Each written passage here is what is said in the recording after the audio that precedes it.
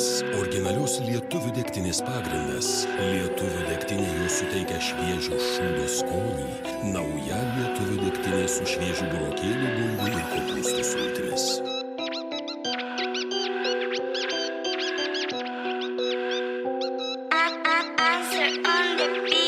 Būsimoji nuotaka gaudė gardžias cukrinės kirmėlaitės ir sliekus, nešė į lūšnelę ir dėjo ant stalo, kuris buvo užtiestas baltų ramunėlės žiedo lazda. Žiogas taip pat nesnaudė.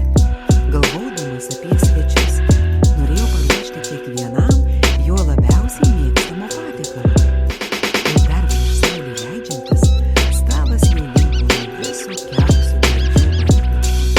Gulėjo puikios riebios kirmėlaitės, minkšti ir jauni sliekai, kurie nosim sukapoti į mažus gabalėlius, vis raitėsi ir tik nors taikėsi pabėgti nuo puotos stalo.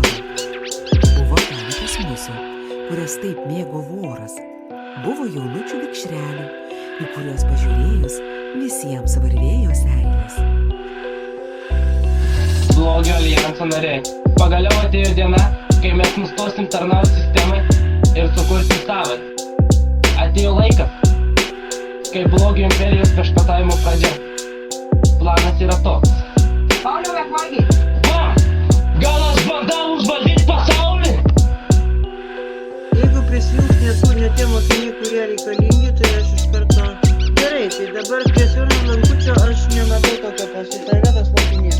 Toliau plakatas yra irgi viena iš grafikos rūšių.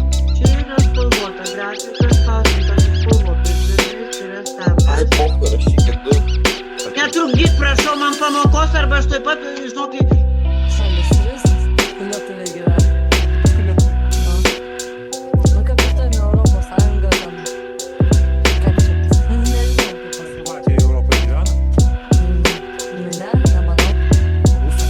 Ne. Anglų Europoje gyvena? そう、私はあなたと心中するために今日まで生きてきたのです。きっと